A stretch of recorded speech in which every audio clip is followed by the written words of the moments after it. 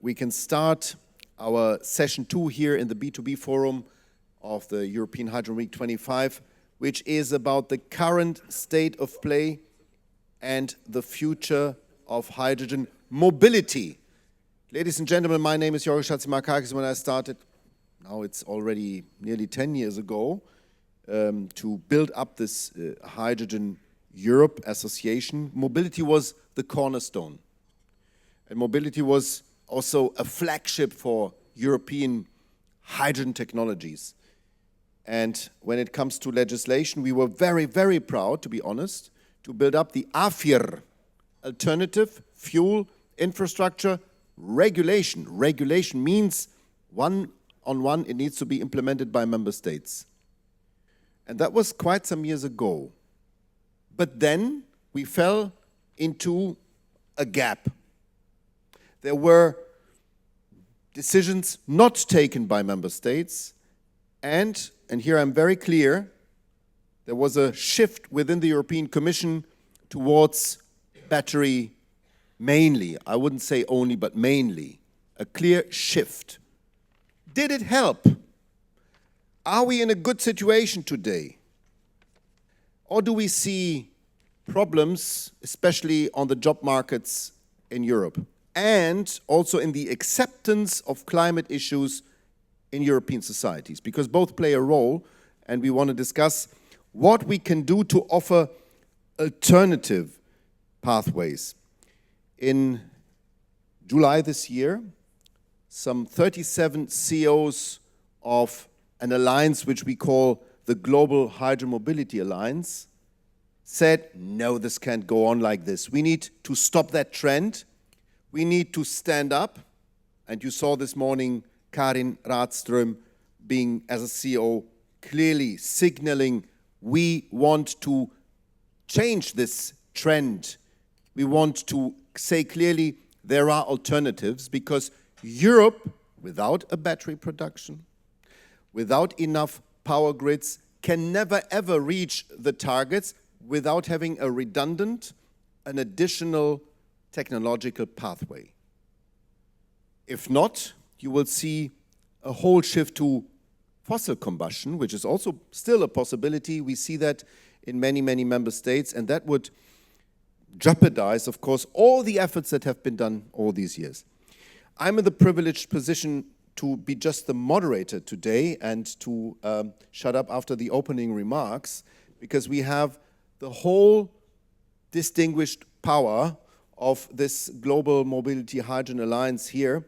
And I think before we introduce all of you, why don't we hear an introduction on the study that has been made by Sebastian Boden. I have to be especially careful, he's my treasurer, so he decides about my salary. So I need to be nice today. Sebastian, you have the floor. Thank you very much, Yorgo. I hope you can hear me. Yes. And good afternoon. Really thank you very much for this opportunity today to present our common study and indeed a plan of action. As Yorgo is mentioning, we have to be now very pragmatic and go forward. What is the Global Hydrogen Alliance? The Global Hydrogen Mobility Alliance, the GHMA, is a coalition of industrial companies that cover all the elements of the hydrogen mobility supply chain: vehicle manufacturing, hydrogen production, delivery logistics, and refueling.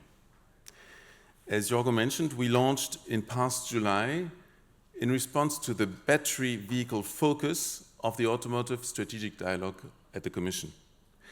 The CEOs of 37 companies at that moment, we grew to more in the meantime, signed a call to action letter with a clear and urgent purpose, namely to strongly remind all of the necessity of hydrogen mobility, a necessity to the decarbonization of the transport sector. The energy and mobility sectors are really at a critical crossroads today. We are facing renewables expansions that are slower than needed to meet our short and long-term climate ambitions. We are facing high energy costs here in Europe. and we face intense global competition.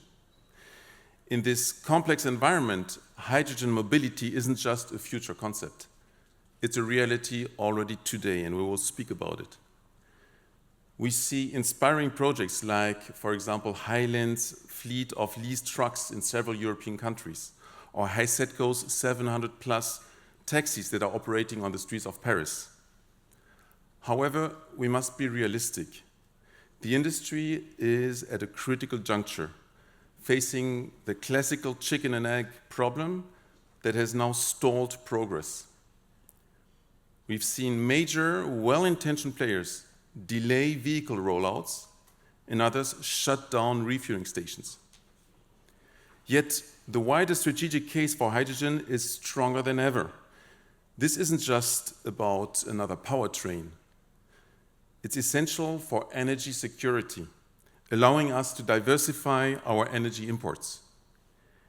It's about de-risking our supply chains away from an over-reliance on batteries and potential blackouts. And it's about lowering the overall infrastructure cost of decarbonizing heavy transport. The GHMA is intended to be a catalyst for Europe's sustainable, competitive, and resilient industrial and mobility future. So that CEO letter established our strategic why. The industry cannot solve these scaling challenges alone. We need to move now from isolated projects to a coordinated strategic approach. So we quickly followed with our policy recommendations, which defined the how, the framework needed to unlock industry investment. Today, we deliver another critical piece, the what, our market activation strategy. And it's not just another publication. This is a data-driven activation blueprint, a three-phase plan to move from today's fragmented pilots through phase one of targeted, pragmatic, synchronized ecosystems where favorable policies are highly needed now, then to connect those ecosystems and create key transport corridors, and finally, to a sustainable, viable, and comprehensive hydrogen mobility environment. Each phase will require different efforts and policy unlocks. But in this study, we focus on the first phase, the so-called market activation phase.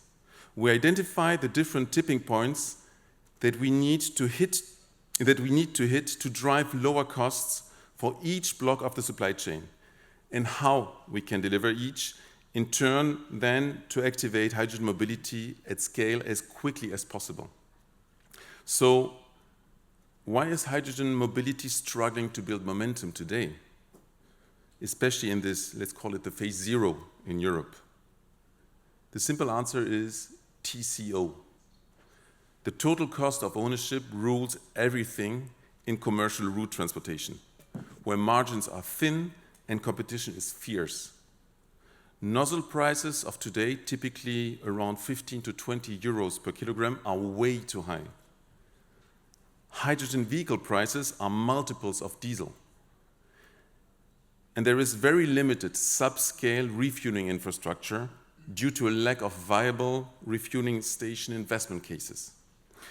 To put it simply, what we need to do now is to reduce quickly the costs by around 50%. So first, we need to be clear about what drives today's high costs. And I want to invite you on a pathway. First and most significant is the refueling station itself. This slide reveals the most critical factors for that success or failure. Number one is utilization. It is paramount. The more the station is used, the lower the cost. Number two is that size matters from day one. The bigger the station, the lower the per kilo cost. With a handful of exceptions, today's stations are fundamentally too small to be able to deliver at acceptable cost, especially for the heavy-duty market. And typically, they operate around 10 to 15% of their capacity. As a result, the station cost alone can go up to 10 euros per kilogram or sometimes even more. On top of this, small volumes make a very inefficient supply chain for the supply to those stations. But if we get this right, costs can be dramatically lowered now. A state-of-the-art 1 or 2 ton a day station, and with a loading of above 50%, can bring the cost down to 2 to 3 euros per kilogram. Bigger stations will be cheaper still, but this also means that liquid hydrogen supply chains need to be unlocked very quickly. It is interesting here to observe why certain use cases are already being activated globally.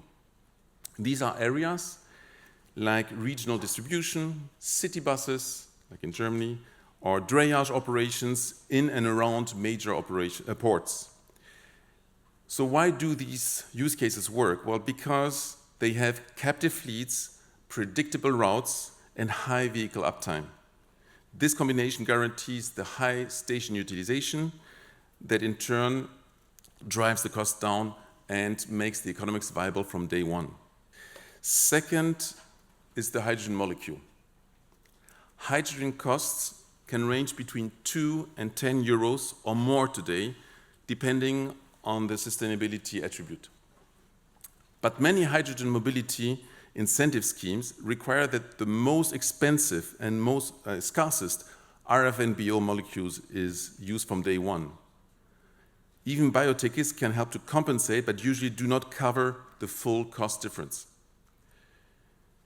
But let's be clear, the way that the Renewable Energy Directive is being transposed today, with this way, the vast majority of RFNBO will go to the lowest hanging fruit application, which is refineries, not road mobility. So let's be very pragmatic. During this market activation phase only, let's just use the cheapest molecule, whatever it is. This copies exactly the approach taken for battery mobility that we can also take as a good example. Their incentives are focused on vehicles and infrastructure, which are inherently seen as clean transportation irrespective of the electricity, while decarbonization of the grid is addressed separately but in parallel. It is also the approach adopted in Korea and China, the two markets that led in deployment of hydrogen mobility and where tens of thousands of cars and thousands of buses and trucks are on the road today. Hydrogen will decarbonize as demand grows for both mobility and industry, but realistic mandates should be set only in phase 2, once markets have been established. As we show on this slide, with the right pragmatic, coordinated approach, we can get the nozzle price down to 8 to 10 euros per kilogram with today's technologies and supply chains.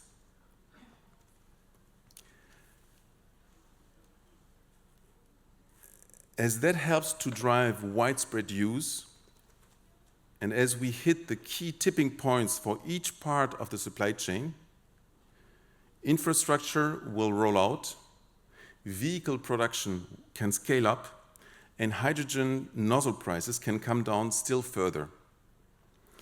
The final linchpin, truck costs, will only come down significantly when manufacturers have the confidence to invest in full commercial series production. Today's prototype or very small pre-series lead to higher costs that are several times the one of a diesel truck. But volume production of hydrogen engines, of fuel cell systems, of fuel tanks, and of the trucks themselves can bring those costs down to something that is much closer to today's price point. So building confidence and getting to this point should be the aim of this market activation period. Fleet operators won't buy trucks without reliable refueling infrastructure. And no one will invest in infrastructure without the certainty of vehicle demand. In other words, this whole plan is a simple story of industrialization throughout every element of a long, complex, but totally interdependent supply chain. So, and that's the last slide, so what are the most important takeaways and policy unlocks for this market activation phase? Number one, to recognize the complementary role of battery and hydrogen mobility. And by that we mean to really establish a level playing field that acknowledges that the challenges are different. Battery mobility is relatively easy to deploy at small scale, and we all observe that it gets progressively more difficult as it scales. Whereas hydrogen is the opposite, so it also needs a very different deployment plan.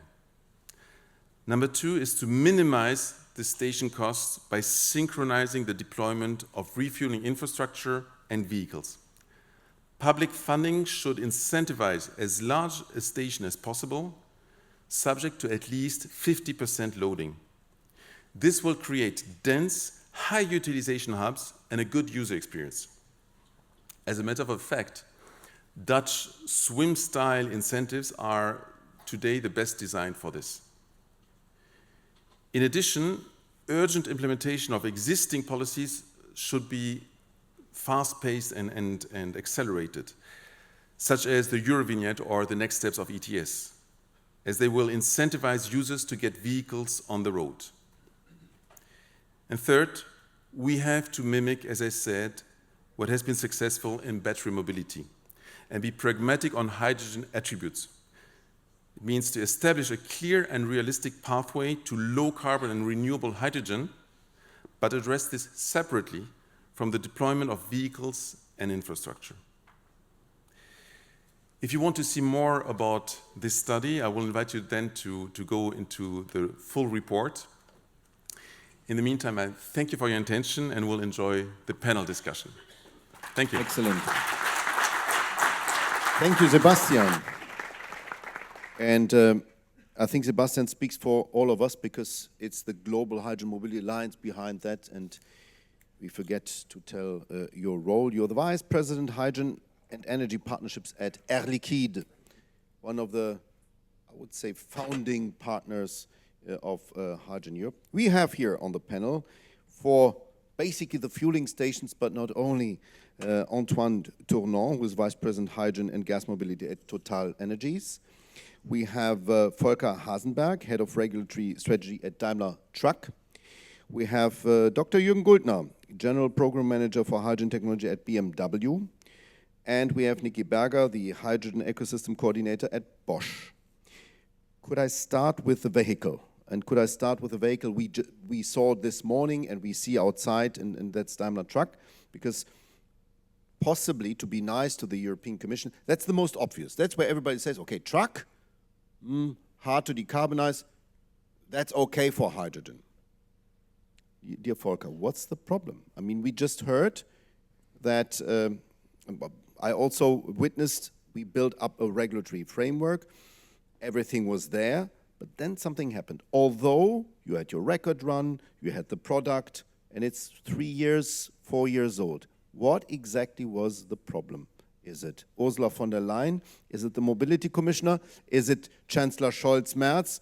Is it the land in Germany? What's the problem? Well, thank you, Jürgen. I'd like to talk about rather on challenges and not on problems. So that's the first point. But from those challenges, we have a lot. Yeah, and this would be a very long list to name every one of this. So we are, to be fair, we are at the beginning, and I would put it in that way. So we see currently that many are also questioning whether we need, even in the transport, in the heavy-duty transport sector, hydrogen trucks. So they know and they see our battery truck and they say, hey, wow, he's running with one charge 500, perhaps even more than 500 kilometers. You need to make a pause as a driver, so enough time to recharge. So why do we need hydrogen? Why do we need even hydrogen for trucks? And the thing is, as long as you can charge your truck everywhere in Europe at any time with high power and ideally at low cost, we touched upon TCO, then I would say the vast majority will be battery electric trucks. But can you guarantee me that this will happen now in the next years? So perhaps 1 or 2 of these 4 criteria, but not all. But you need all. So anytime, anywhere, high power, low cost to charge your truck. And then you have a vast majority of battery electric trucks, and I have no doubt that this will happen. But this is not realistic. And if we accept that this will be a model, but not the real world that this will take place, then we need another technology, and this is hydrogen for us. And you ask me about, so what's the problem? So first of all, yes, we started with the prototypes, so this is the normal way to go to develop a product. We are doing now the next step with a small series of 100+ trucks, doing testing with customers in day-by-day business. And therefore, yes, we ask for subsidies. There's this famous IPCEI project. And we had our, we asked for in 2021, and we wait. And late in 2024, after 3.5 years, we get the approval, yes, it's okay, good project, please develop the trucks. So in the meantime, we did something, but not as planned, because there was a huge uncertainty. And I think this is a good example to frame where we are now in Europe. There is a huge uncertainty whether we should invest in hydrogen, we should more invest in battery, and what else. So they are from the politicians, they believe some, well, it will be all electric, go for it. Why do you are talking about hydrogen? There are others, they believe, though it's not that easy, but you have this cacophony of different thoughts and different ways. And this is, I would say, what slows the whole process down. And in the end, it kills us because there is no clarity. Missing clarity, even in the truck sector. So that's your clear say. We'll come back possibly because you mentioned liquid hydrogen as one way out, possibly to bring costs down or to make it more flexible. We'll come back to that because you're on that. Let's stay with the vehicle and let's come to BMW, because in the passenger car sector it's even worse. Huh? So the cacophony, no, there's no cacophony because there people say it's obvious it needs to be battery electric, although, and I see Hyundai here in the room, I was driving 5 years now a Hyundai without any problem. So, but I have to admit, better times for hydrogen cars because more fueling stations. So I see now that fueling stations are closing down, and in my time, which ended only 5 months ago, with a hydrogen car, I really had no problem at all with a passenger car. And I saw a lot of other passenger car drivers happy. Why don't we have more grip on this debate, although your CEO is one of the loudest speakers for technology diversity, not to say technology neutrality? What's the problem in this case, and what can we do about it? Because you know also, you are in all the basically associations, you are very much involved. So you have seen the history, Jürgen. I helped to launch the X5 hydrogen car. I was very proud to help, and I saw what kind of fantastic product it is, and how the journalists from Latin America, from Eastern Europe were looking at this and were hungry, eager to drive this. Where's the problem? Well, same as Volker, I'd like to talk about challenges and solutions rather than problems. Yes, in the passenger vehicle sector, it is really a polarizing debate. And we hear very often from people saying that, well, the battery market has spoken, it's going to be battery only.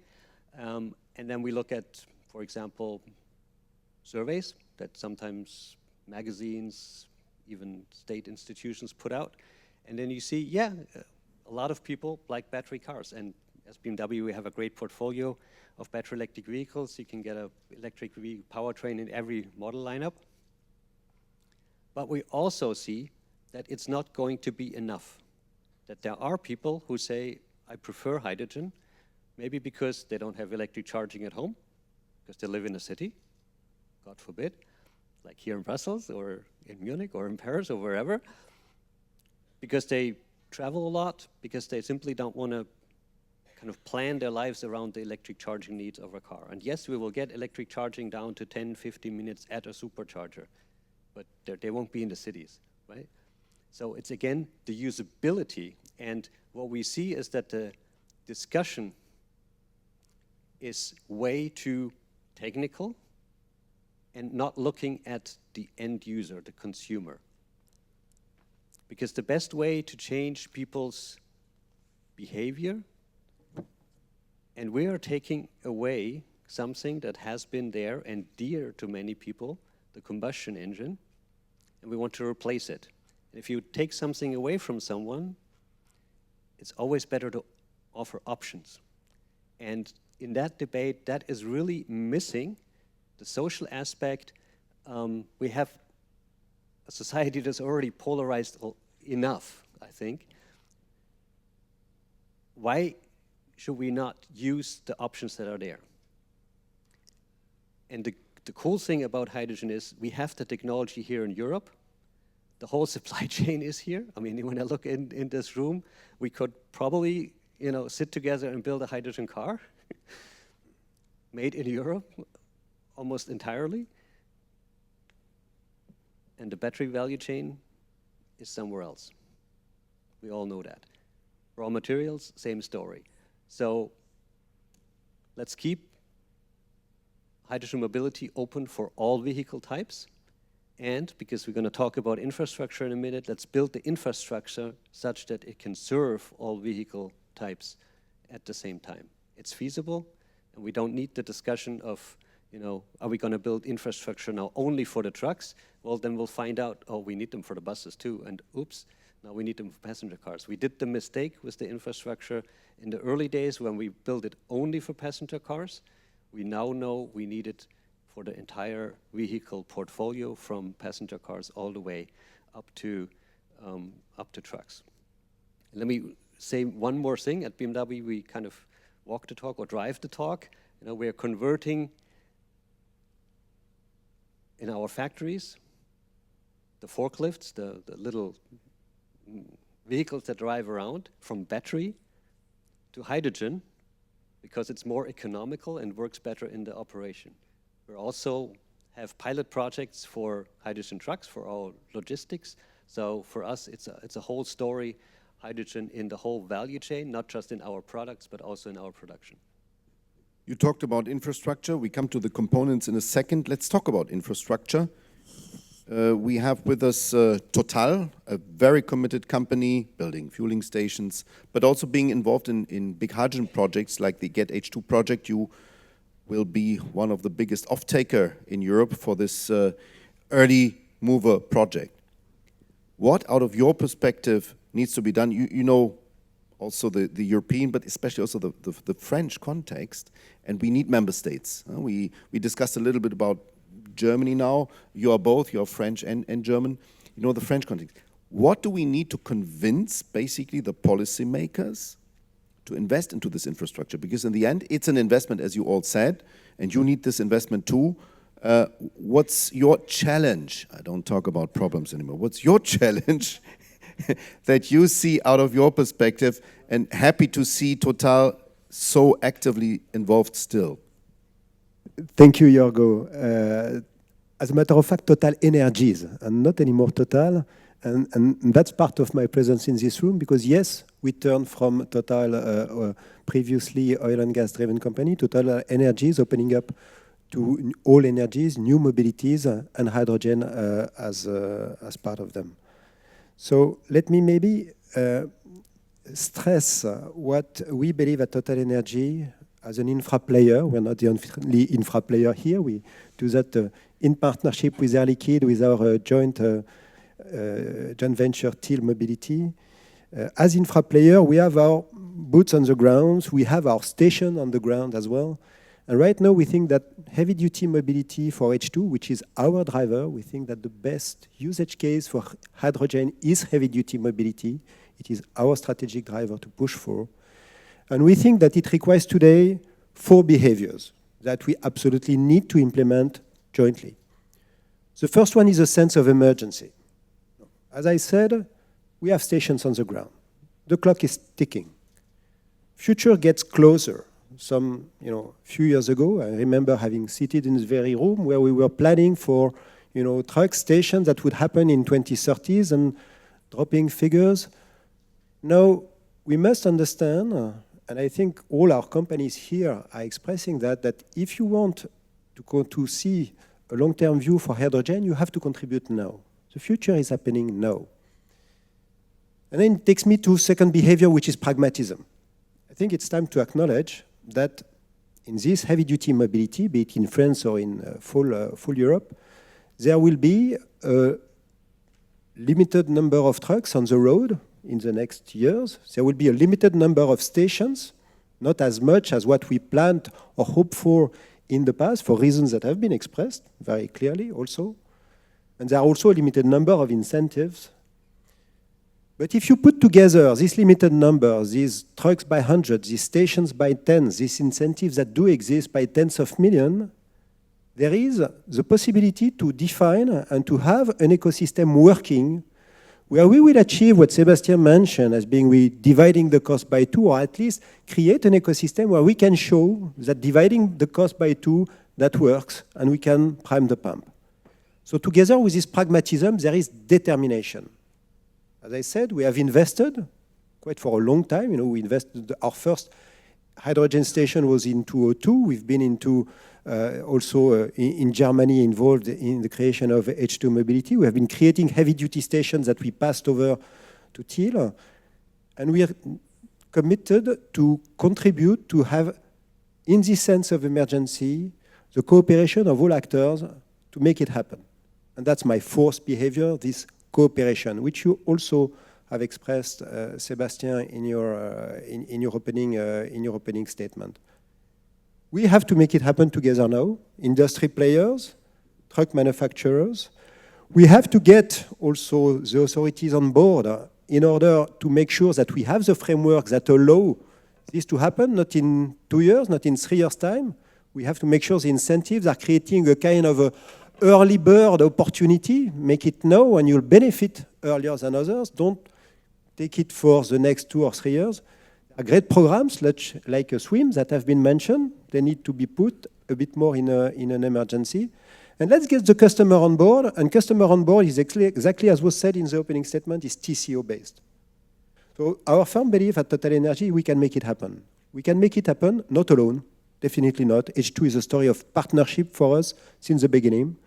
We have to extend that to cooperation, not big, complex stuff, pragmatic situations, pragmatic organizations that already work, I mentioned SWIM, and making sure that everything happens at the same time, and it starts now, and that's what GHMA also is about, to express this sense of emergency, and but the firm belief that yes, with less capacities everywhere, but clearly organized in order for the one to service the others with the support of the policies and to reach the customers, we will prove the case. And by proving the case, we will trigger all the rest, whatever the country, whatever the expectation in whatever country of Europe. Merci beaucoup. Sense of emergency brings me to Bosch, because Bosch, last week, for those of you who are possibly not reading the German newspapers, announced 13,000 jobs to be closed down very soon. I would have said, I said at home, to be expected, but I want to know whether the hydrogen sector could help out, could be a pathway forward, because we were discussing all these years hydrogen combination with fuel cells. That was basically the couple. But more and more we see that, especially in the truck sector, hydrogen is also discussed as a combustion way out. Is that something where you see a possibility as a tier 1 global leading component provider, a possibility for Europeans to get back to normal, not to say to get back to the innovative path? What is Bosch's view here? Yeah, I mean, the sense of urgency was already described. And that's the reason, of course, why we are a part of the Global Hydrogen Mobility Alliance. We see the urgency and we need to do something. We need to do it together. We are a big player. I mean, we have hydrogen components from production up to the usage in the mobility segment. And we made a lot of investment, and we want to, of course, sell our components to get the return of investment, which is similar to all of us sitting here. So due to this urgency, we need to work together. We need to work closer together. We need to coordinate all our efforts here. And hydrogen, of course, I mean, if we take our social responsibility for the environment, we need to do something different than only battery. We need to have the full range of technology available, not only fuel cell with hydrogen, but also hydrogen engines. The truck market, the need for trucks is very homogeneous. There are so many different applications existing, and you cannot cover all of them just with fuel cell. You need the hydrogen engine as well for different applications.